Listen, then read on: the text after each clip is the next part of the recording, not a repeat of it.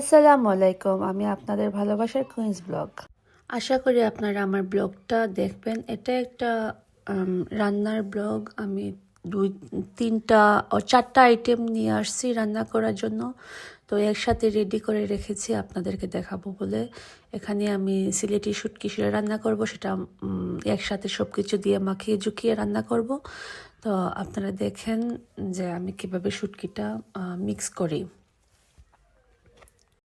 শুটকি শিরা যে সালম বলেন আর সালন বলেন, যেটাই বলেন না কেন আপনারা, তো সেটাকে এখানে আমি শুটকি, রসুন, পেঁয়াজ, কাঁচামরিচ, নাগা দিয়েছি, পাউডার মরিচটাও দিয়েছি, লবণ দিয়েছি, সব কিছু দিয়ে একদম শীতলের যে শিরা সেটা আমি আলাদাভাবে জাল দিয়ে শুধু পানিটা অ্যাড করেছি। আপনারা দেখে নেবেন। এখানে আমি বোয়াল মাছটা অ্যাড করলাম, দিয়ে বোয়াল মাছ দিয়ে আর তোরা একটু শুটকি দিয়ে আর শীতলের শিরা দিয়ে আমি এটাকে রান্না করেছি। অনেক টেস্টি হয়েছে খেতে।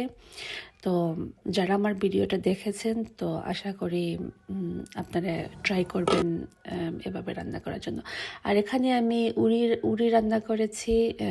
এখানে আমি অল্প একটু ইচা দিয়েছি, ইচা মাছ, আর আমি দিয়েছি মাছটা হলো যে পাবদা মাছ আমরা সিলেটিরা বলি এখানে পাবিয়া। আর আর যারা অন্যান্য ডিস্ট্রিক্টে থাকেন তারা বলেন এটাকে পাবদা। তো এটা দিয়ে আর অল্প একটু ফ্রেশ ইচা দিয়ে আমি উড়িটা রান্না করেছি। আর এই দেখেন আপনারা আমার শীতলের যে তরকারি, সেটা এখানে আমি আলাদাভাবে জাল দিয়ে পানিটা দিচ্ছি যাতে কোনো কাঁটা না বের হয়। তো বাস এভাবেই জাল দেব। আর আরও দুইটা আইটেম রান্না করেছি, আমি চিকেন আইটেম রান্না করেছি আর শুটকি শিরা।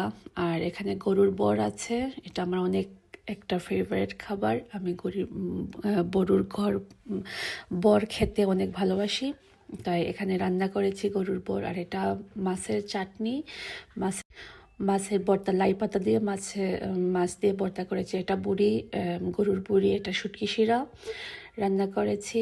এখানে আপনারা দেখেছেন উড়িদ দিয়ে পাবদা মাছ। আর এখানে ফ্রেশ শক্ত মুরগ, যেটাকে বাংলাদেশে বলা হয় লাল মুরগ সম্ভবত। আর এখানে আমি বনলেস চিকেন রান্না করেছি, বোনা করেছি বাচ্চাদের জন্য। আর মেনুতে আছে সাদা ভাত দিয়ে